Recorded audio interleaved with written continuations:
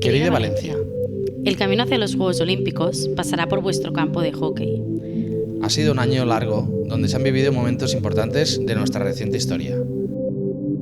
Momentos buenos, Mágicos e irrepetibles. de euforia y alegría. Has sido testigo de nuestras derrotas y nuestros éxitos.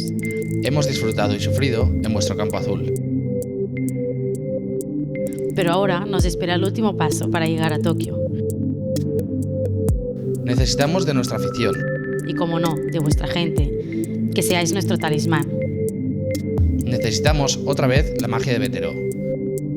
Nos vemos en el preolímpico. La Red Sticks. Los Red Sticks.